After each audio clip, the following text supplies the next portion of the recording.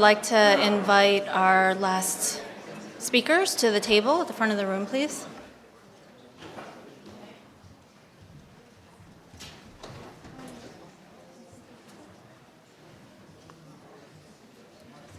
Is there any particular order?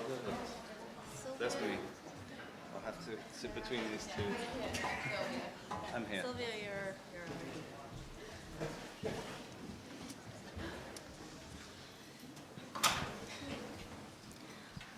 Great, thank you. Welcome back. I'd like to introduce all of our panelists for this closing discussion.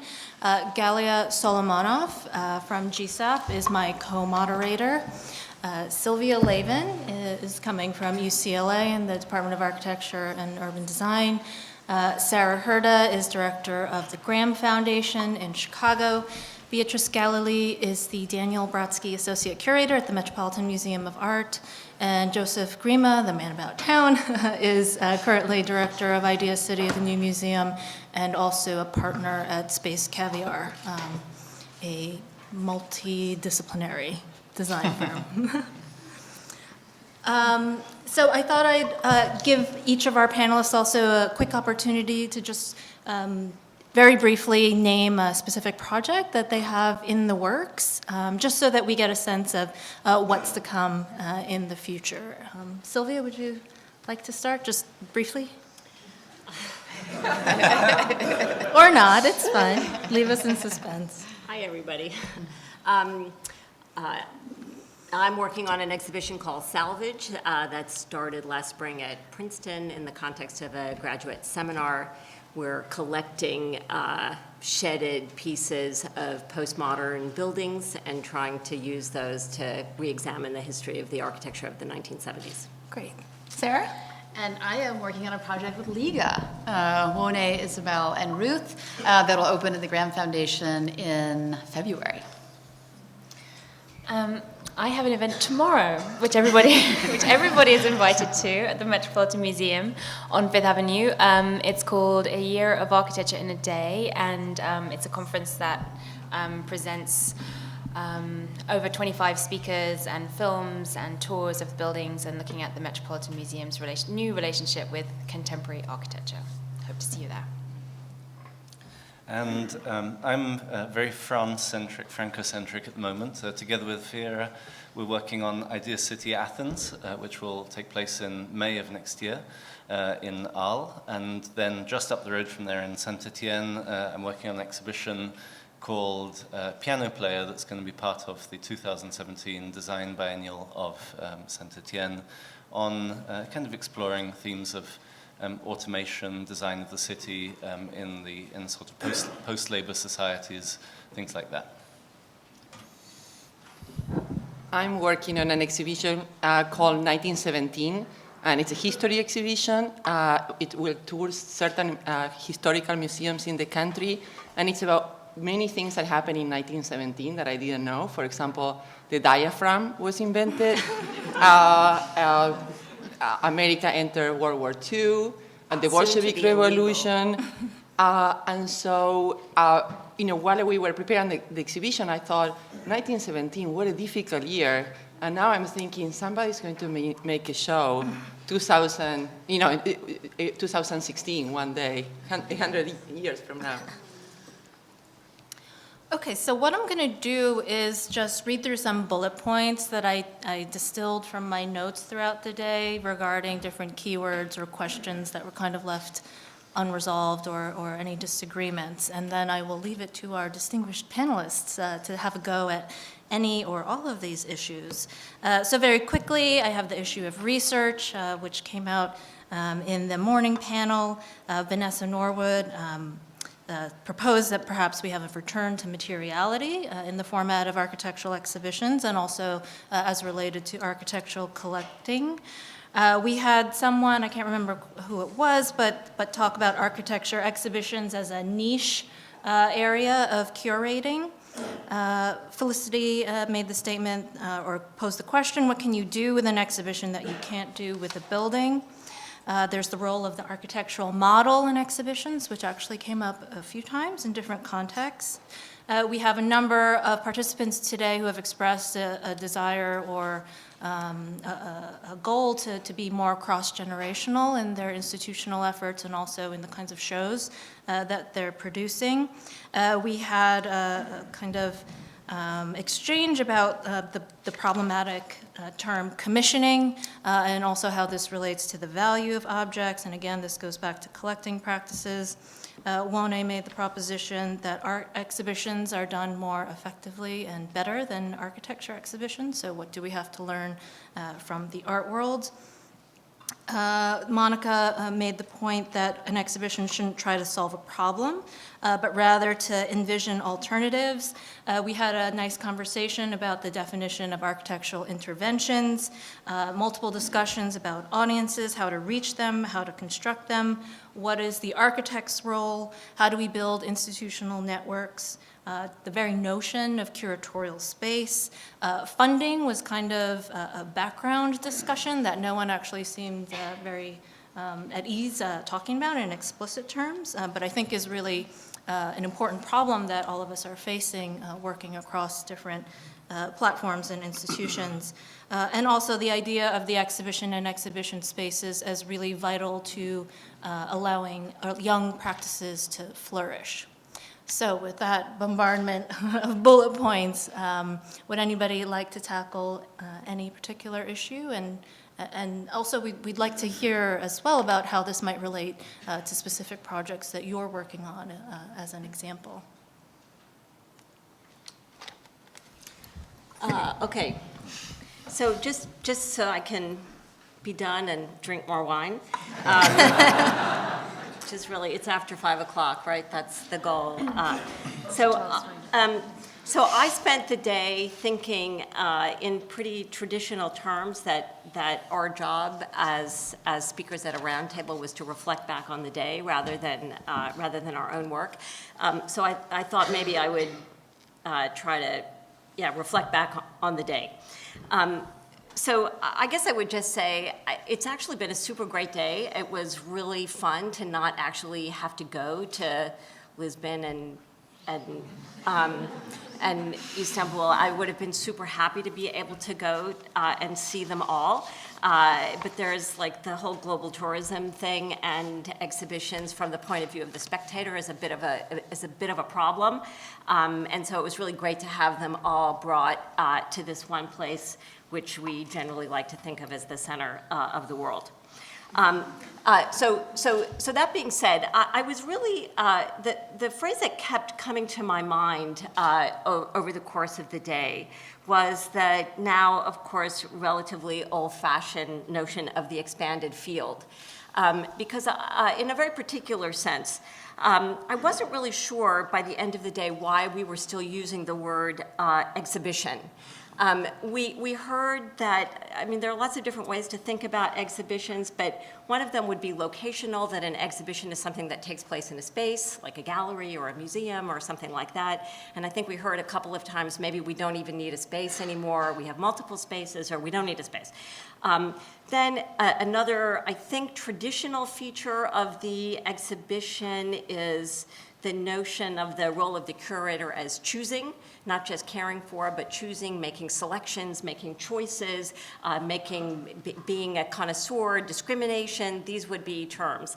And I think that instead we heard a lot about open calls and open sourcing and so forth. So we don't really need a space. We don't really need to make any choices. And then there's also the question of the exhibition as an event, a moment where people come together. Arguments have been made that, in fact, exhibitions really happen on opening night. And after opening night, you know, who knows, then it's the job of the catalog.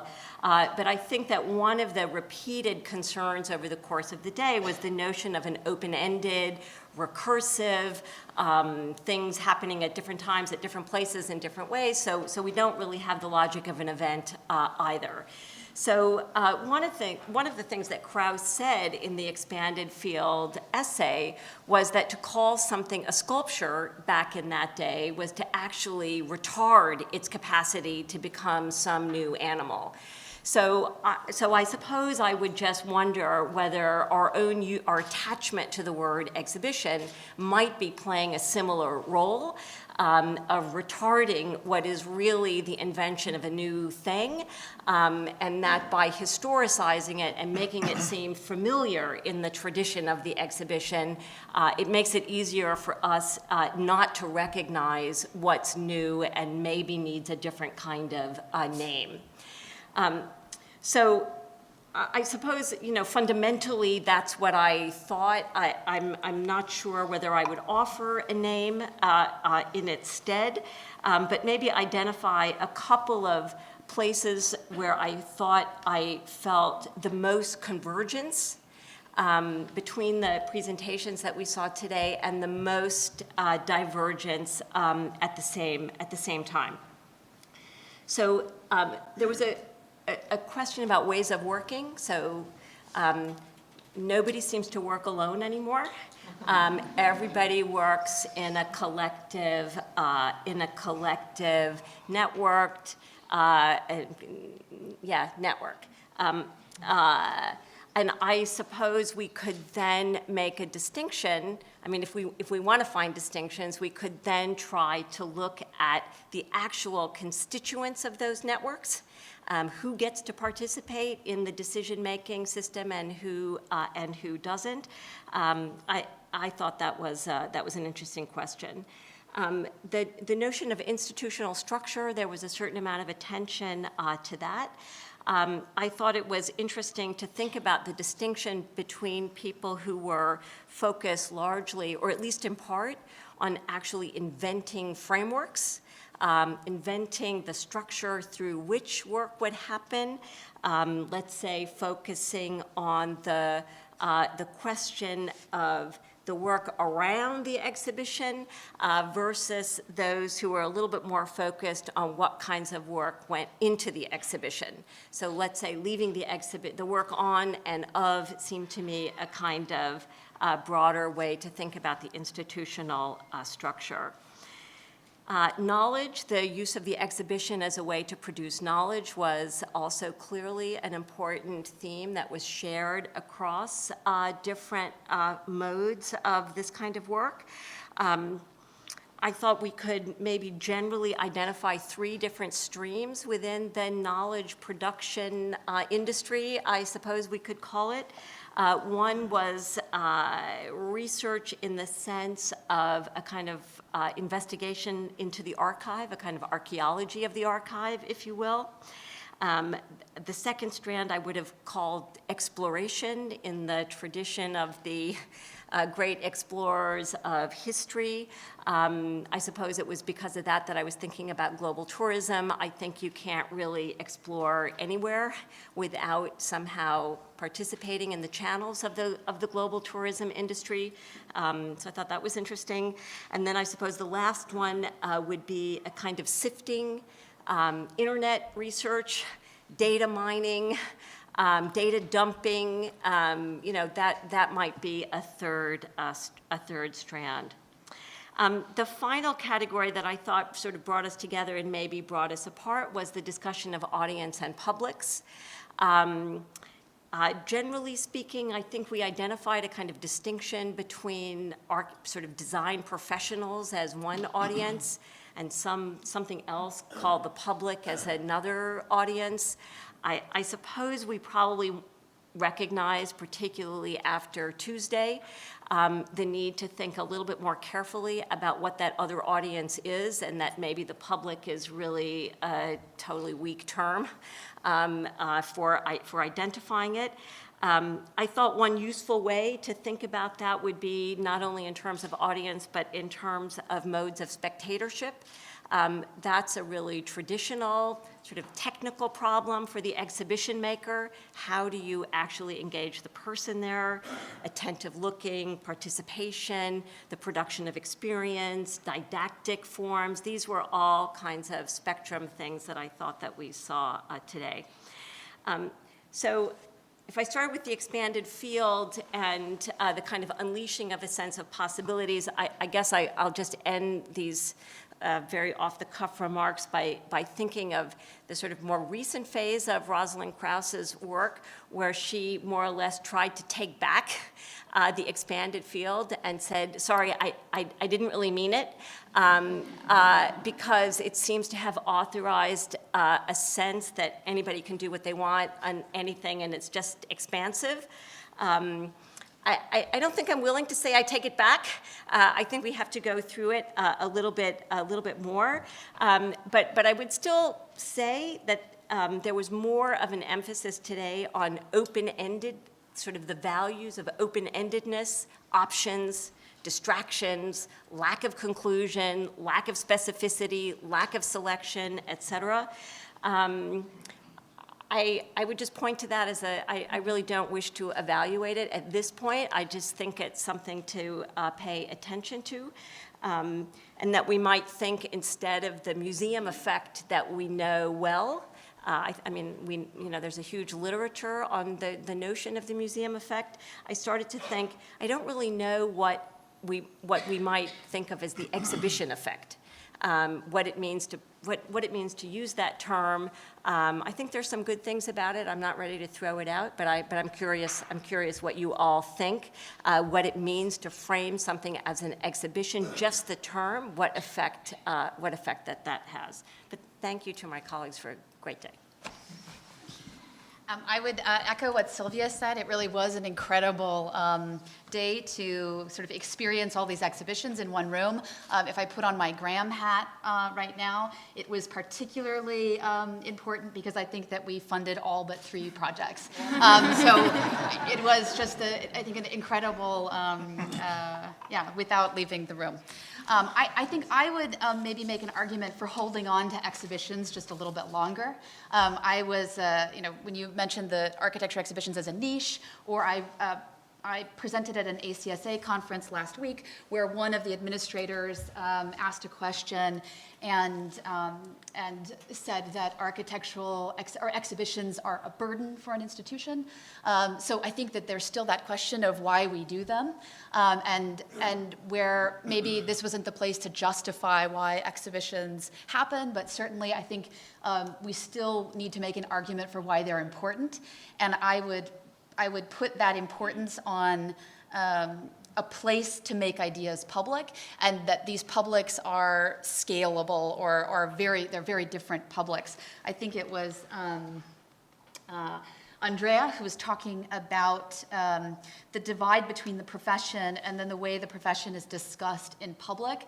I would kind of put something else on that spectrum, and where I kind of locate the importance of exhibitions is in the development of ideas. Like, it really is a place to introduce an idea, whether it's to a small audience of architects, or within the kind of scale of the biennial, that you have kind of really broad and kind of, in a way, undefinable audiences.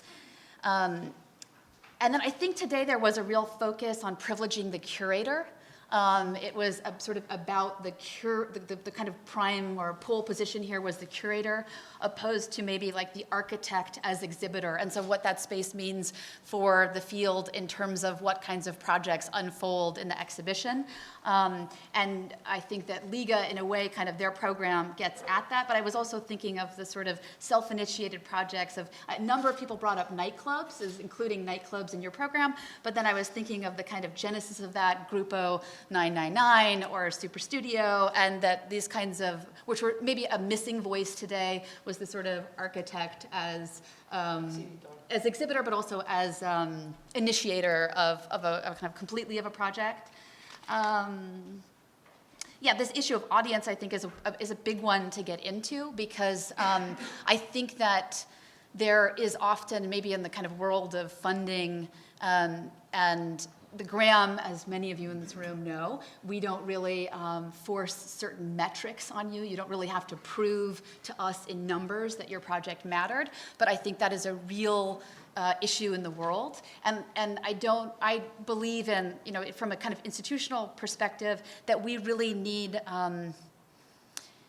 not to protect, but like it really means something to maintain and keep this space kind of open and accessible for ideas. And it is an investment, is something you kind of have to fight for, and it could be fighting for something like introducing an idea that is not going to be a blockbuster, is not going to be appreciated completely in its time, but still I think it's really important to kind of give that space over to ideas, just as like Joseph and I experienced with the biennial, 500,000 people went. I mean, so it's really these, again, I think that, and one thing I've always sort of worked at in the, whether it was Storefront, the Graham, or the Biennial, is that we're not producing architecture only for architects, and interesting ideas about architecture don't only come from architects, but trying to find ways to kind of assemble different audiences. And Fernando, I mean, one of the things I thought about in your work in Santiago, in these different collaborations, to kind of bring different audiences into the fold. I often call the Graham Foundation the home of the difficult arts. And so we bring in different disciplines like dance or experimental music to kind of create these sympathetic audiences. And then we could also talk about support later, but as one of the major funders, and I know that we don't give you very much, I think this is a really crucial issue because there really isn't a support structure in the way in which the art world, primarily because of collectors, have more access to funds, and it comes more through corporate funding or the kind of the contractors that are giving you materials. And in the United States especially, like state or government support just simply doesn't exist for almost any public institution. I think that's all I have for now. I've had my wine already, so my discourse won't be nearly as structured as Sylvia's or Sarah's. But I thought what was kind of interesting throughout the day was, well, first of all, I really agree with this idea of kind of revisiting the notion of expanded field within the representation of architecture. And the thing that I found most compelling and really exciting was the way that there was the agility of today's conference. We were really leaping from the kind of institutional gymnastics that Rory is fearlessly undertaking at the V&A, which is possibly, I mean, having grown up partly in Britain, to kind of see that kind of stuff coming out of the V&A is kind of mind-bending. And then for that to be on the same panel as Mil Metros Cuadrados, which is a fantastic project that is really, I think, the antithesis in a way of a museum, the kind of the paradigm of the museum being something that's completely almost immaterial. Of course, it does have a space, but the most kind of some of the most mind-blowing things, the Progetto Pregunta, it's kind of capillary infiltration into the city, creating conversation. You could really see the conversations taking kind of form as the question rolled past in that video. And to think of these, that kind of spectrum, these two practices that kind of exist at the opposite end of the spectrum, curatorial spectrum, or the spectrum of discourse of architecture, having so much in common, I think, is an incredible achievement, and it's something that even 10, 15 years ago would have been really difficult to imagine. So I think it's really reassuring and encouraging to see that we have gone beyond so many sort of assumptions about how architecture is represented. I mean, there wasn't a single model that I can recall in any of the presentations that I saw this afternoon. And so I think in a way, the question that kind of came to mind, or what I drew out of it, is also the question of the curatorial process, or the question of representing the idea of representing architecture being a design process in itself. I think obviously a lot of the people who are involved in this process are architects. They're like directly trained in the process of in the field of design. And you could really see that there was an intentionality in the way in which a project is presented, which is very typical of the kind of the methodological approach of architecture, like understanding the opportunity that exists in a space, whether it's a space that's available for 120 days or however many days it was, or whether it's the 8,000 linear meters of the 8 miles, whatever it was, of the Victoria and Albert Museum, or the Greek school, where's Beatrice here, and thinking about how that space can become a conduit for conversation, I think in a way, or some sort of debate more than conversation perhaps, and how that can be activated. And I think that was incredibly inspiring to see the sort of different paradigms, different models being presented back to back, almost none of which were actually inside museums as such. In fact, perhaps none of them were in museums. And I was just thinking, actually, the kind of speaking of museum effect, I don't think I've ever, unless you consider storefront a museum, which I don't think we can. I don't think I've ever done an exhibition in a museum.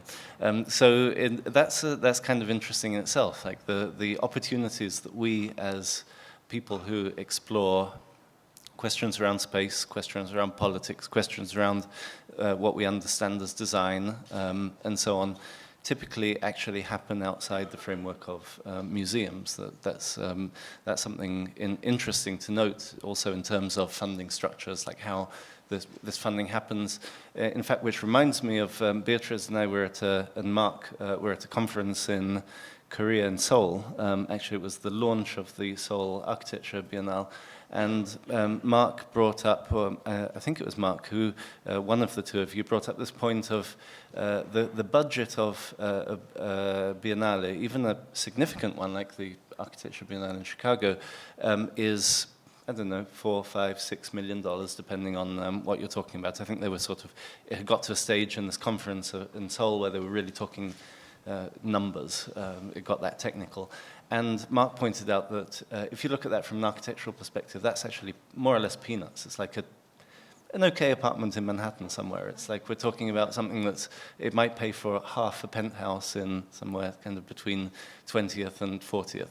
And that's kind of like again, it kind of reconnects it to, sort of puts it in perspective from in terms of the practice of design, but it also, I think, when you think that the projects that were presented here that kind of span that full spectrum from something that probably exists on a project like Liga, which is incredibly frugal and incredibly, that really depends on the goodwill of a group of institutions, funders, places like the Graham, contributors in the local community and so on, but is able to make such an impact.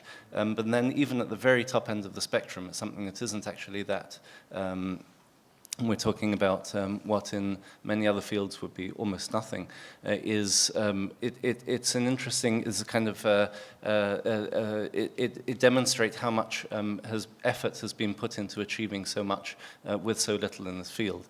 And yeah, I think it's this kind of, the spectrum, the variety of methodologies is the thing that was most exciting for me. Like how many different angles, how many different individual, different backgrounds, different perspectives, different cultural approaches were shown today. I thought that was really exciting.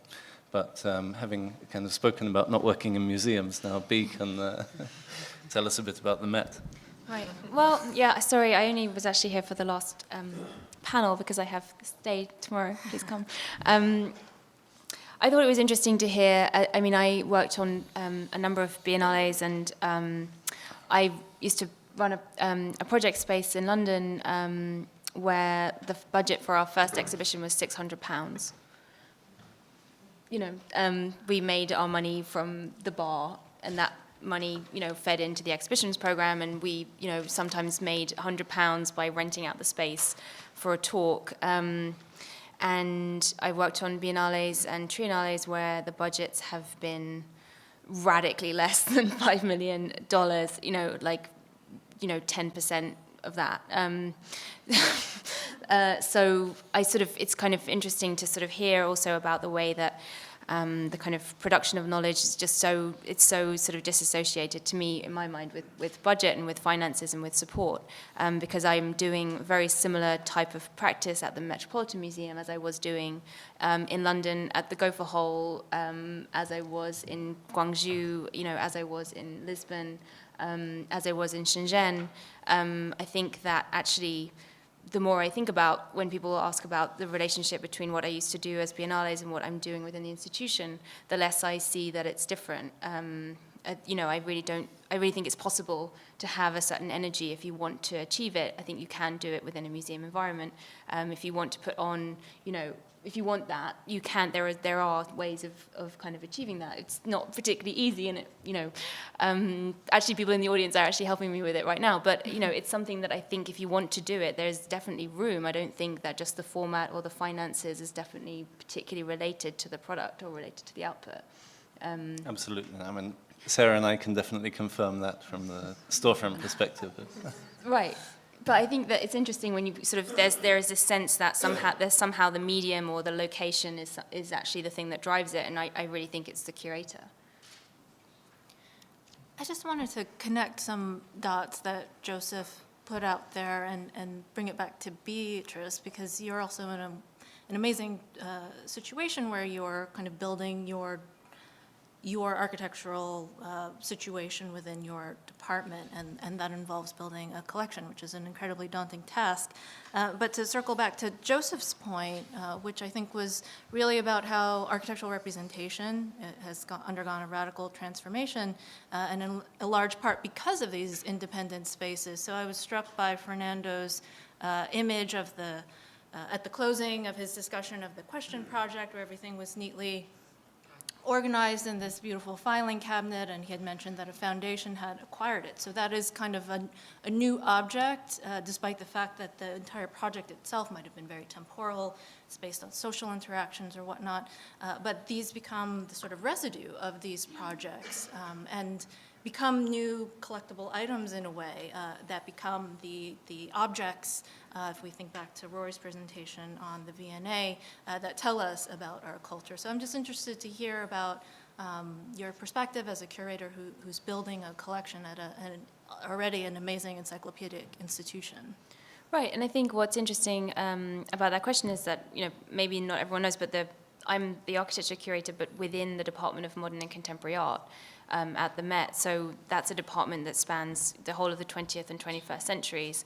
And my colleagues are people that collect contemporary art. And our curatorial collections meetings are about collecting modern and contemporary art. And, we discuss that. And in that context, I'm able to bring architecture onto the table and into the collection.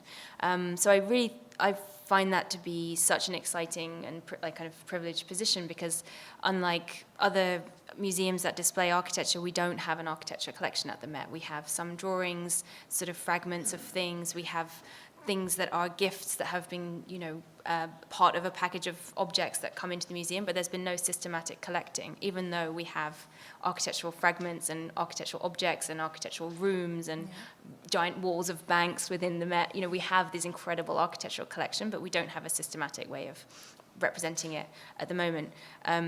So I find myself being able to, collect things like Wolfgang Tillmann's Book for Architects, which is a spatial installation, or I can collect films like Adrian Paci's The Column, those kind of works that really speak to an artist's view on architecture, and that allow architecture to be presented within a Department of Modern and Contemporary Art in a way that really sort of speaks to my colleagues' other collecting. So it isn't so much that at the moment I'm trying to fill the gaps of the 20th century, because there's just no real point to some extent to do that at the moment, and trying to instead sort of have a relationship with what is going on in global contemporary cultural practice and seeing how architecture speaks to that. So it is definitely daunting, but it's actually really it's very freeing. It's a very freeing type of collecting that we're doing at the moment. Yeah. I would like to go back to that point that several of you made about the privilege of being a curator or assembling a collection. There are many people in the room that teach and coordinate programs for curating, and I wonder, what does it take? Who gets to be a curator? And if there are many futures in the world and there are many pasts, who gets to assemble a past and a future? And how, if we talked also about how the architect as an exhibitor or the architect as a curator, and how the architect as curator, at least today, seem to have in privilege. Is that as we move forward is that this thing that you were both educated as architects. You have a program, Sylvia, for curatorial practices. We have Felicity and Mark here. So what are the elements that you are combining and looking forward to foster in curatorial practices as we move forward? Well, at the risk of being somewhat controversial, I actually don't believe in the curator as a title or as a profession. I think, and I mean, I say this mostly, I don't want to kind of condemn anybody else's practice. Anybody can do what they like. But certainly in terms of myself, I see the curator as somebody who has an idea and something that they want to say. And that's one of the reasons why I'm not particularly partial to the exhibition specifically as the only way that anybody could sort of express their positions. Haven't architects always been curators? I guess I wanted to really... I'm an English major. No, I know, and I'm not an architect either. But I guess I sort of responded a little viscerally to a couple of the things that you said, even though I think were like super simpatica. But one of them, I just want to be clear. I was not trying to say don't do exhibitions. I was just trying to say like what happens when we call them that, because I think it starts to produce a focus on things like curators and objects. Mm-hmm. And I would have said that the most significant trend that we saw over the course of the day was to try to, even though the day was organized around purported So basically you're curators, saying the two things that were in the title, exhibiting and models, are the two things that are no longer relevant. Well, models, no, I had a little bit of a bug up my nose about the model thing, because a lot of people were saying that models were, that there was a lot of privileging of models over drawings because, quote, people don't know how to read drawings, but they like models. But yes, anyway, I think that if you were... I completely agree. If you were just to take an anthropological view without any titles and look at the day, that the impulse was away from the singularity of the curator and away from a fixation on objects. And so since the word exhibition only, I mean, that's why I was thinking of the Krauss argument. She wasn't against making art. She was just against calling it all sculpture, because then you had to put it on a pedestal and think of it as in a certain kind of way. That was one thing. And also, I don't know, Vonnie, maybe this was like something you said that bothered me a little bit, and that, I mean, God love you. I backed up. And that you backed up. But was when you said that you did, that this was a hobby, which I would say people love their hobbies, but it's also a kind of distancing and slightly belittling term. And again, I would have thought that if anything had been produced by the ideas that have been broadcast over the last 30 years, it's been that architects do a lot of different things, and building buildings is only one of them, and that curating has always been an important part of what an architect does. So, and even if you just walk into any architect's little workspace, it's, Facebook was invented by architects with all of their pictures all around. So I guess, Interesting. And so many people in the room were just super, maybe because of the budget issues and so forth that you're talking about. At least for me, the people that was the most really profoundly impressed by are the people who are inventing platforms and inventing frameworks and inventing funding and just inventing these super complex institutional means of broadcasting architectural ideas. I guess I just would have thought they should have taught you in school that means that's architecture, that is architecture. I don't think it's not architecture. I just wanted to... And I think that what I was talking about was not what is casual cast off as this being a hobby, but that actually the program of Liga, because the program of Liga really is this space where it is a part of practice, and it is like a space where an architect, you know, can work. I think that by holding on a little bit to the idea of the exhibition is that I also think that like this is a very also privileged room. Like we happen to be looking at good exhibitions. I mean, I think that what passes as exhibitions broadly across the full spectrum of organizations is a misunderstanding. They are not exhibitions. And so I think to kind of have a discussion about the excellence and kind of rigor of what an exhibition is really like broadly writ in the field kind of necessary, because everybody's the curator and anything is an exhibition. And I think that is especially true. Well, I was going to say especially true in architecture, but you know, it's art. My God, you know, you can go deep. Deep yeah, into you can go bad deep, art deep. So I shows. won't make that distinction. But I think that there's, you know, when you go to But then let's talk about the criteria of what makes a good one versus a bad one, rather than just propping up the category. Right. I mean, we won't do that for today. But no, I mean,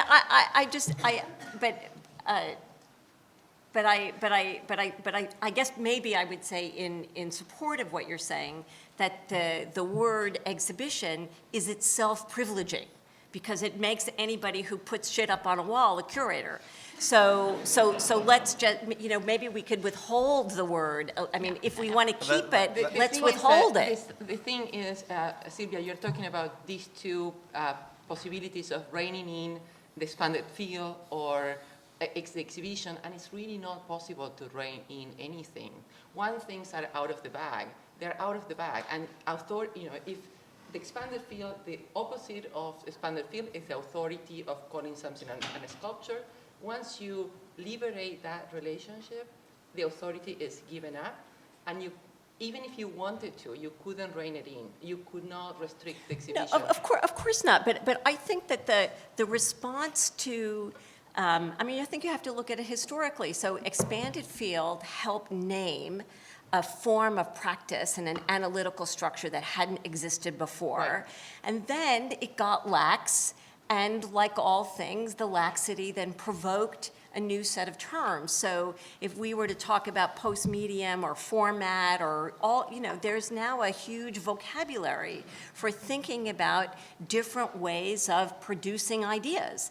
And from that point of view, I would say the word exhibition is a fairly, it's like low-hanging fruit. There's nothing wrong with it, but it maybe actually doesn't capture the specificity of the incredible range of work that people are doing today. So the difference between one thing and another, maybe it isn't a question of quality or discrimination, you know, although it is also that. But I think that these exhibitions, which we're not calling, they have very different effects in the way they produce publics, worlds, ideas, and so forth. And I mean, I guess all I'm saying is that now that we've arrayed the field, seen it expand, maybe we need another one where we get a little bit more specific about the differences. So I think one of the interesting things is to remember also that exhibitions certainly haven't been around in this kind of abundance of exhibitions that we have right now is something relatively recent. It's not something that's actually been around that long, but that's not to say that there hasn't been kind of vibrant discourse in architecture. There was, except that probably the vehicle was slightly different. It was probably magazines. I don't know if you think about Beatrice's amazing exhibition on little magazines and all of the kind of this incredible proliferation that there was between the 70s and the 60s to 80s or even the institutional magazines like Domus, Casabella, and so on, around which there was an entire industry. Certainly in the case of Domus and Casabella, there was the entire sort of North Italian design industry that was propping it up. There was actually serious money knocking around there. People were being commissioned, flown all over the world to review buildings. It was simply also, I think, a question of where capital was and what sort of channels there were through which discourse could be funded. It happens that magazines for various reasons, historical reasons, are no longer where the capital particularly is. And so that capital has shifted because we live in the experience economy, blah, blah, blah. It's now shifted to exhibitions, and also we have a global travel network, so we can all move around and see all of you probably next year in Venice for sure, and wherever else. And so it's simply, I think, also a transformation of the medium and the place of congregation. Much more now today, this discourse happens one-to-one, face-to-face, as opposed to Mendini and Ambas backwards and forwards between Casabella and Domus, as it was in 1976.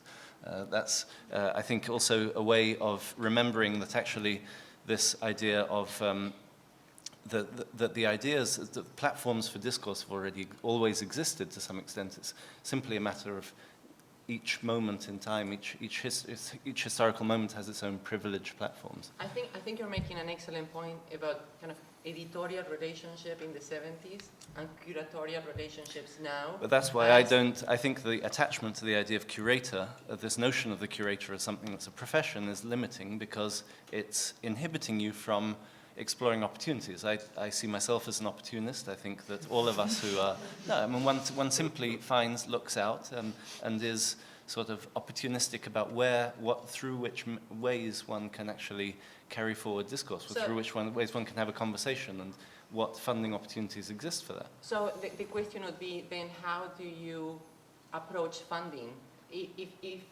If you are able to identify opportunities, and those opportunities leads to exhibitions, shows, large assemblages of things, how do you identify, or who gets to identify, what is it to be discussed? What is it to be assembled? Again, I think it's very interesting, the dynamics of that shift.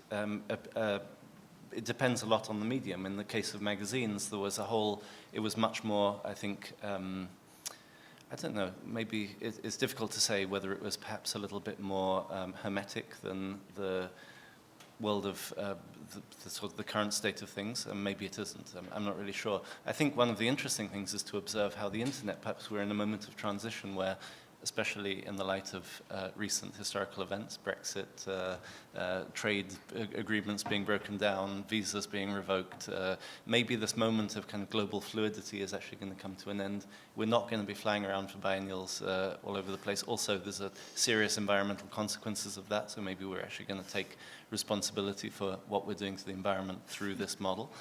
And maybe it's going to move elsewhere. It'll be interesting to see how the internet impacts it. For example, I think it's extremely interesting that, speaking of funding, Kickstarter is by far the most significant channel of funding in the US, far more than whatever the kind of equivalent of the Ministry of Culture, the State Department is here. It's like absolutely no comparison.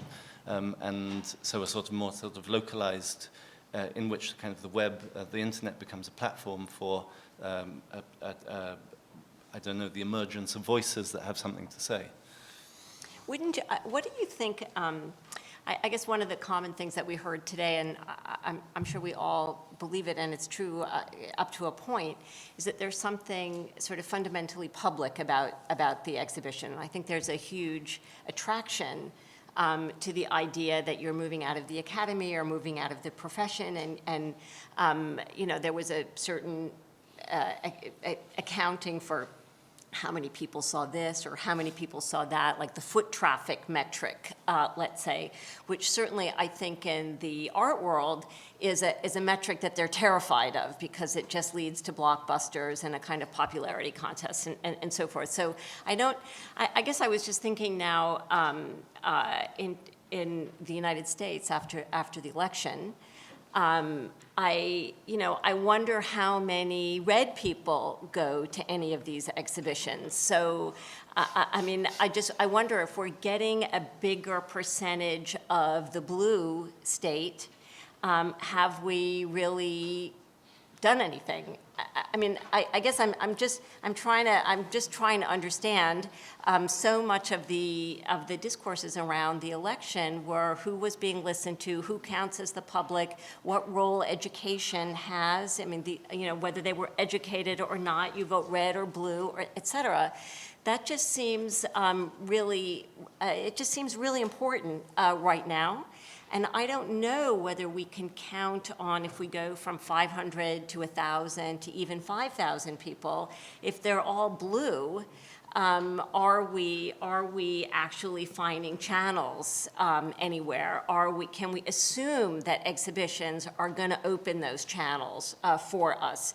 So maybe they're more public than certain kinds of publications that we have. But I'm more of the same may not be more of what we need. I guess maybe that's what I think. I don't know. Is there any way to know whether red people?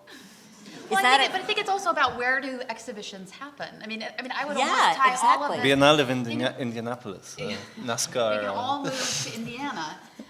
But I think that when you're talking also about the expanded field, I think that I keep bringing it back to also organizational structure and instrumentalizing an organization. Like either people here have been inherited an organization or a form or a biennial or a triennial, or they're starting new organizations like Lika or like Fernando.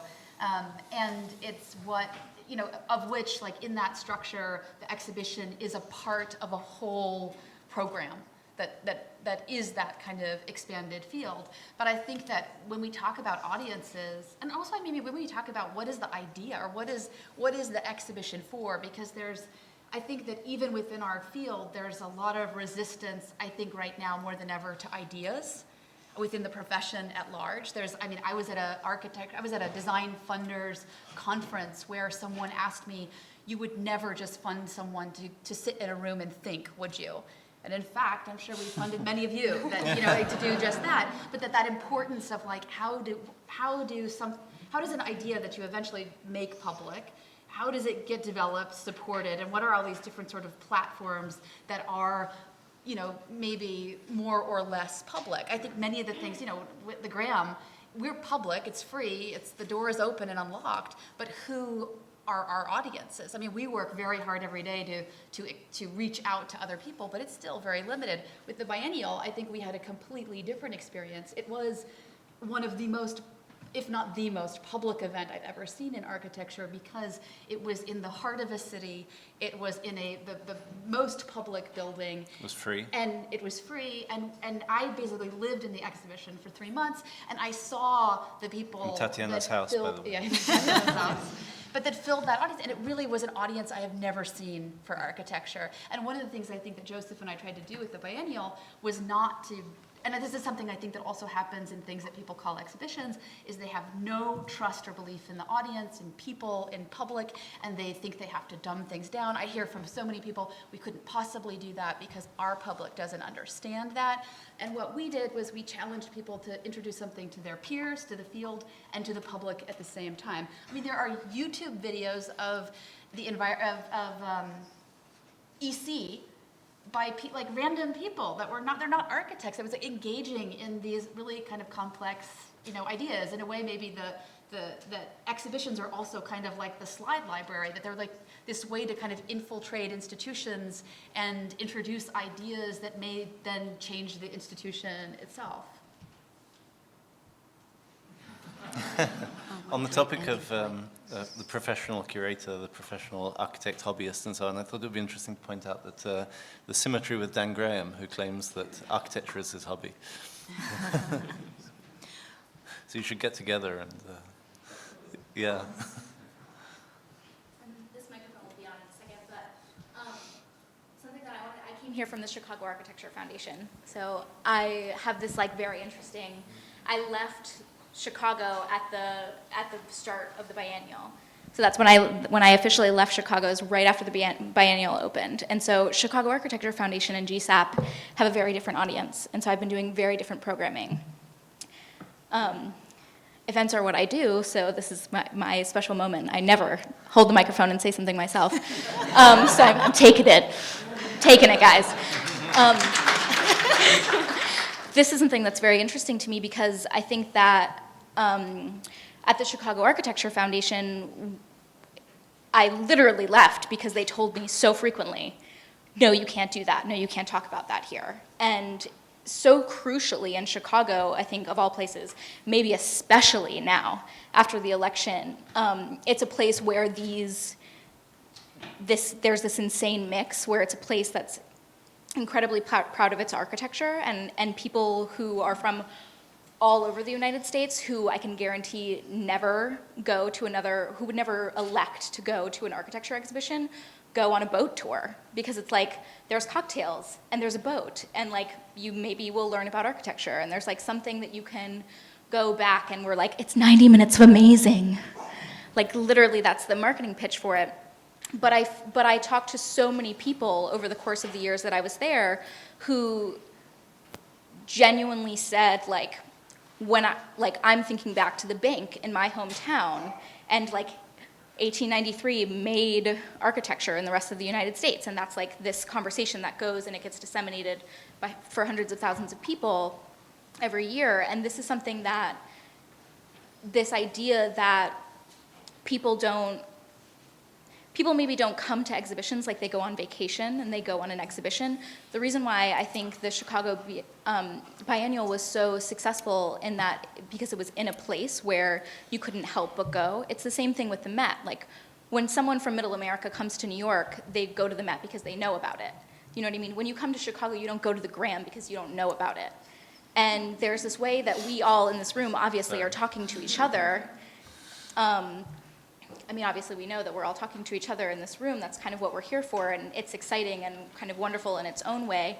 But I don't think that I wonder frequently if we have a responsibility, especially given, I think that we're all, you know, this event is the only thing that has gotten me out of bed every day this week. But I think you bring up a very good point, that, you know, there's the importance of talking to each other. Right. And elevating the dialogue between us and creating ideas. And there's also the larger role of broadening who cares about being human, and how I think the question that the Istanbul Biennial puts forward, it's so all-encompassing and so broad and so for everyone. And it's very interesting that people from architecture are bringing that. And so I think I think you're talking about two ideas: the idea of talking within the practice and within the School of Architecture, and the idea of being an architect curator or working with exhibitions that go beyond. Right. And I think that there's room. I mean, obviously all of us know that there's room for both, but this is sort of this juncture where it's like, what does the internet mean? Like, what do these things mean? Now I'm going to let go of the microphone. But thank you for breaking the ice. But let's bring it out into the audience. We can bring the other microphone forward.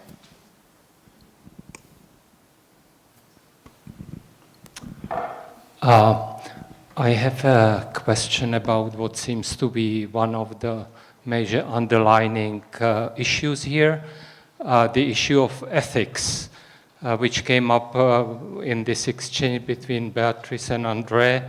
Are we human? And beautiful kamikaze crash, right? If you think that ethics, morality was the primary driver of the modern movement, where is it now?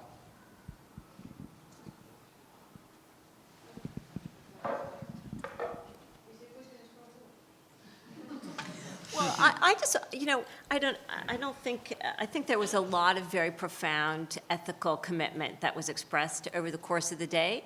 And I think that if we were to say what effect has the sort of the explosion of interest in exhibition practices, what effect has it had on architecture rather than the reverse, it's been to bring ethics front and center. So I don't I have no ethical anxiety about today. I'm, you know, maybe sadly this is one of the few rooms I can be in and be pretty confident everybody's blue. And, you know, and I feel, you know, that's not an assumption that we can make anymore as we go through the rest of our lives.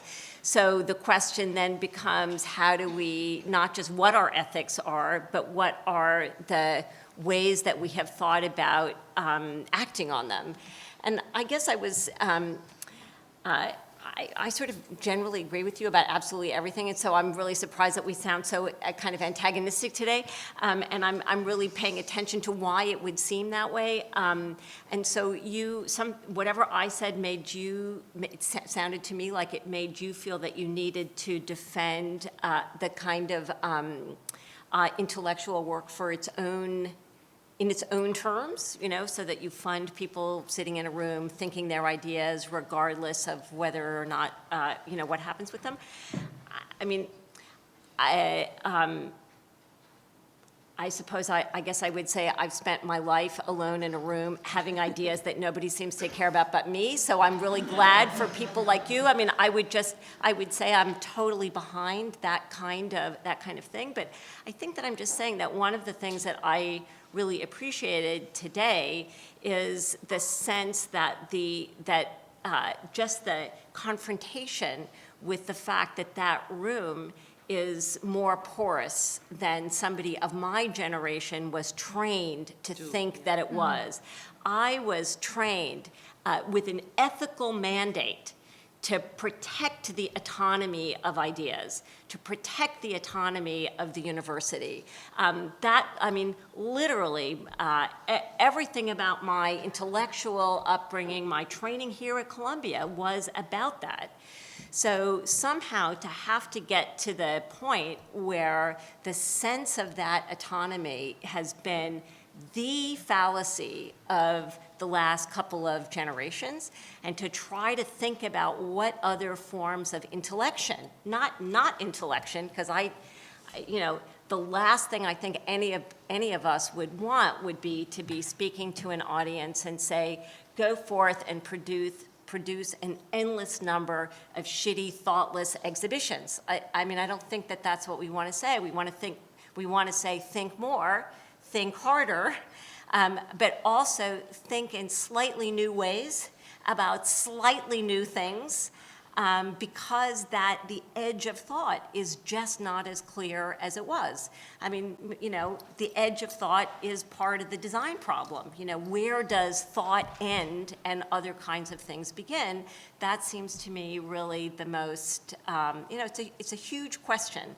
And I guess I felt a little constrained that so many people were succeeding in pushing that, or in articulating in a very fulsome and unexpected way how much broader that was. And I just felt a little bit that the word exhibition was kind of bringing it back into the space of a gallery, into the space of an institution where it's trying to poke holes in that wall. We have a question down here.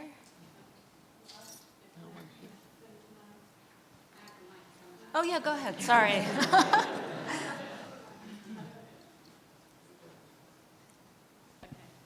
No, just since you brought up the discussion of ethics, and since Sylvia's wants to talk to the red to the red splotches on the map, I think it's very hard today to try and make that bridge so quickly.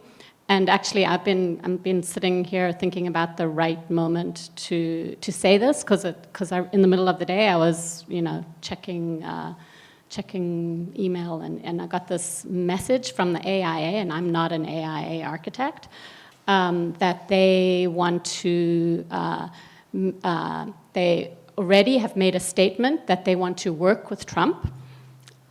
Yes, they want to work with Trump in the name of, you know, trying to reconcile whatever after the election.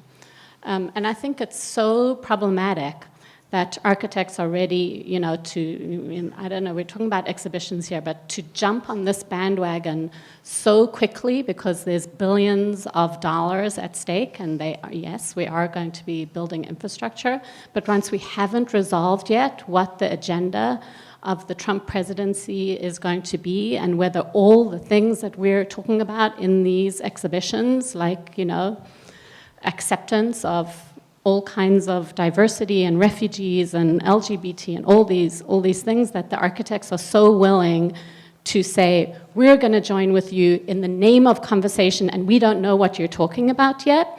That's, we have to be so careful from now on not to just take the lowest common denominator and say we're gonna accept the lowest common denominator in the name of conversation. So I just needed to find a right moment to say that. But I totally agree. Conciliation and togetherness is not the issue now. I completely agree. But I also think that the distinction between them and us is maybe not as clear as we think that it is, right? So I don't know. Just last week, I was idly working on something, you know, and that led me to a series of drawings of the Aegean Islands by Dare Scott. You know, and so I was all of a sudden found myself in the middle of the Yale Architecture School in, 1967, looking at Dare Scott, and then going, oh shit, you know, the architect of Trump Tower is right at the heart of the Ivy League education of architects. And so it's not that I want to talk to him, he's already there and he's talking to me. That's really all I meant, that the difference is not one that we can take for granted. I think, just going back to one of the points you made before about the red states versus blue states, and one of the things that I think is actually interesting about this moment, and it's in many ways applicable also to the UK and to Brexit, is that it can't be mapped in that way. I think part of the problem is the mental map that we have of the sort of political geography and also the economic and cultural geography of these countries, of our countries, is not about states, it's about it's almost granular down to the scale of the neighborhood. It's about city, and essentially if you want to generalize in any single way, then it's probably most easily generalized as city versus country, density versus sparsity, thinness. And in a way, I think in that sense, there is, in support of what you're saying, Sylvia, I think there is, building this bridge is actually, it actually is a design problem. And it's a problem that it directly impacts the configuration of space, the way that space is designed. We're really kind of going away from exhibitions here, but I think this kind of the kind of one the project or something that I'm not, I guess, whether or not it's a project, but the process of urbanization, the process of creation of this highly kind of concentrated environment, which has been kind of incredibly fruitful. I think like the metropolis of today is the most kind of extraordinary project that humanity has ever conceived, and yet it's left behind a vast swathe of the population all around the world, not just in the UK, not just in here in the US, and this is something that we're going to have to do something about. And a part of the problem is first also understanding the kind of the politics of that divide, the spatiality of that divide, how a bridge can be built between, in many ways I think there's a far more similarity, but I mean it's obvious that there's a far more similarity between a place like, culturally between London, New York, LA, all of the kind of dense metropolitan centers, cores, and the countryside of the, I mean, I have relatives in the UK. It's actually my cousin's family. It's extraordinary. There's one cousin who's in the city, and he was Remain. The rest of the family was out in some county near Bristol, and they were all Leave. To some extent, it's that simple. I mean, I probably was the only person, I mean, being English and experiencing Brexit, that was just not even remotely surprised on Tuesday. And I think that actually one thing that I'm sort of trying to sort of take in from all of this is the experience of being in the minority and being someone who, as you know, an immigrant in this country, essentially is going to be having to have a lot more empathy with other essentially dictatorial states around the world. You know, there are dictators everywhere. We're going to have one here probably. And, you know, there's some sort of sense of a flattening of an experience that is actually something that we should probably reflect on a little bit. And I certainly have, my mother voted for Brexit. You know, people's parents voted for Brexit, and it's an expression. This is what happens. This is the consequences of the failure of, you know, the sort of knowledge economy in England and all the sort of post-industrial states of the north of England and similar situations here.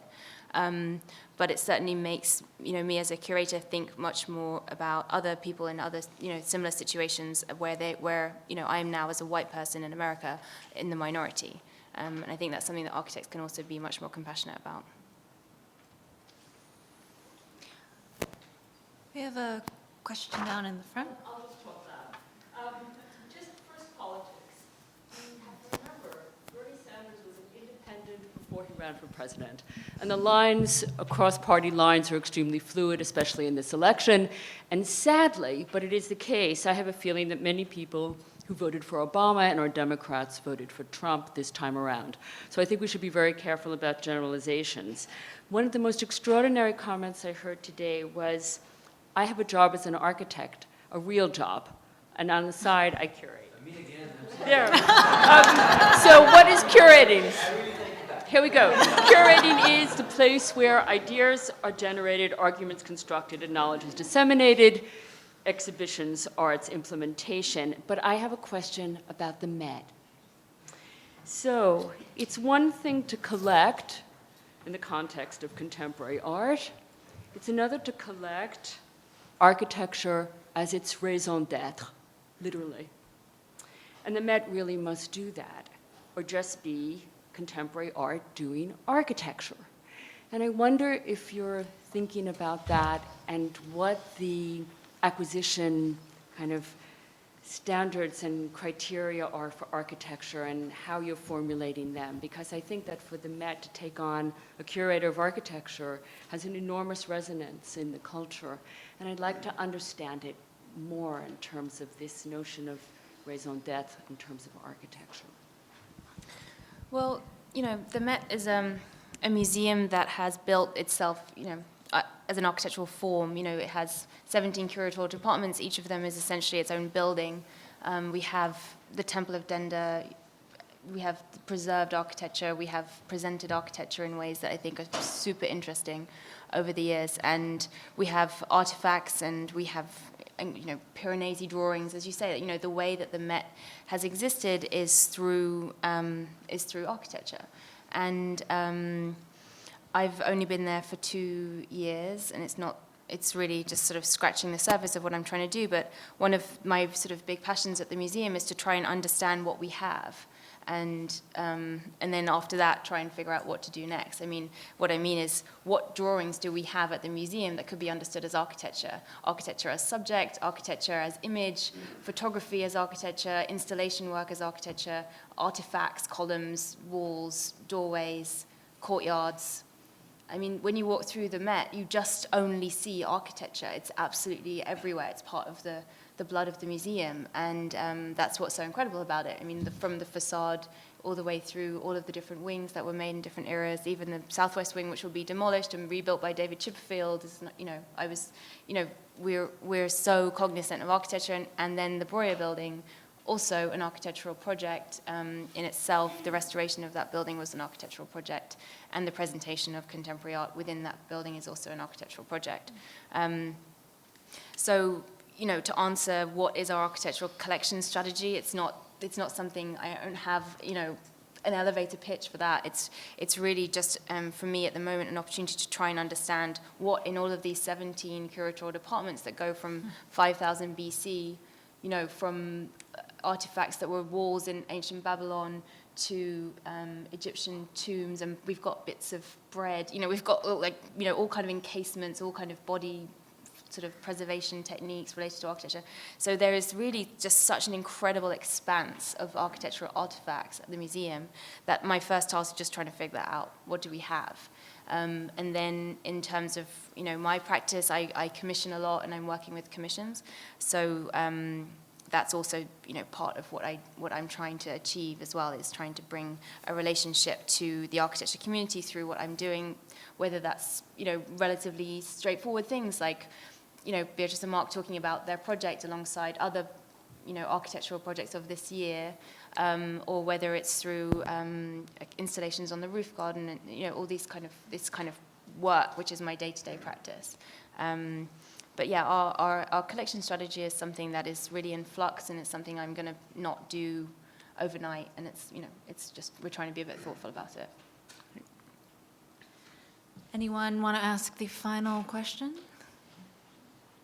Yes. It's coming.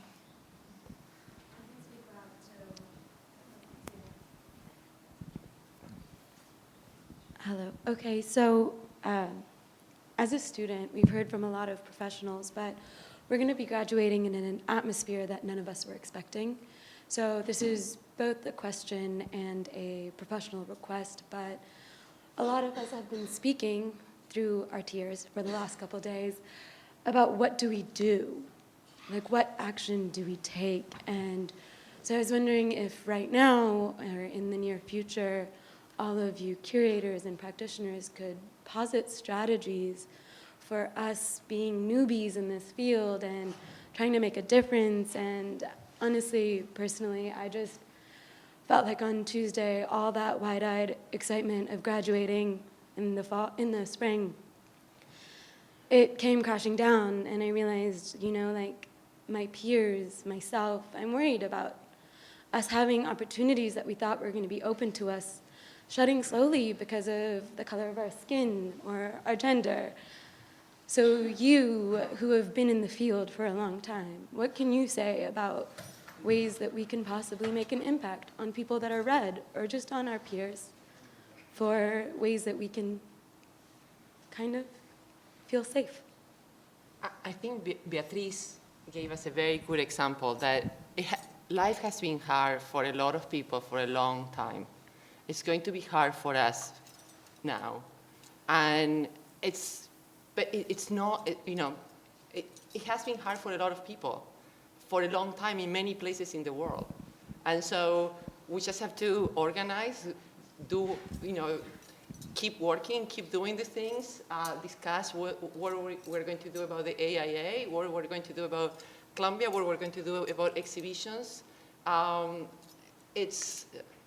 My sense is that things have to go on, that you cannot simply say things are going to be hard. And, you know, I think the only advice, as somebody that has lived in Argentina during the dictatorial years and know what violence is you just organize, keep going, and think about ways in which to counteract whatever negatives there are. But I think solidarity with the fact that there has been people struggling at all times everywhere, it's the first step. We were very privileged. We were in a good moment, and we were not aware of how hard it was for other people, or maybe we were. I think the first thing is to take stock on our privilege. But I think you can. Political way, we have 2 years to have a change in Congress, just like they did to Obama, and that's a very important thing, because I think that Trump, the president-elect, has 2 years to make concerted efforts to implement his policy, and we have to do everything we can to organize to stop him. Then we have to really try to vote in a very different kind of protection in terms of the government, and I think everybody should work to that goal. But this is where your education is an incredible, it's not just a privilege, but it's a tool, a very powerful tool right now. Because I think that whether you're talking about the AIA, or you're talking about the Met, or you're talking about a university system, every time you come into contact with its organizational structures, there are opportunities to make decisions in a certain way if you're careful and attentive. I was just talking to somebody, there's a search for something, and there was a whole discussion about diversity. And the candidate in question was in this person's own person, a person of diversity. And then it turned out that, in fact, the faculty where this person worked was not only not diverse, but there were diversity funds that might have been used to support the diversification of the student body, to support the diversification of the faculty that had not been used. So that was like an incredible, shocking moment, but where it took a keen eye and a kind of critical attention to the difference between symbolic diversity and the exploitation of every possible tool at your disposal to operate in a different way. I don't know what tools you will happen across, but I think that you have to be confident in the fact that you've been trained to recognize them, and maybe now can be emboldened to use them. As someone who is a minority as well, I can say that I remember when I was younger that it was everyday practice to get a racial slur thrown at me, and I have noticed lately that it's diminished, but it kind of dawned on me one day, like, oh, I haven't heard it for a couple of months now. But, you still hear it every once in a while, so that was a major part of my youth, for well over 2 decades, I would say. And even if Trump is president, that doesn't mean that racism didn't exist before him. So don't think that that is going to, define your place in the world necessarily. The world is going to change, and you have to keep thinking about who you are as an individual, and just don't forget that part of it. On that note, I'm glad I kept my shit together for that one. But let's close this therapy session and have a good night. Thank you so much for coming. Thank you.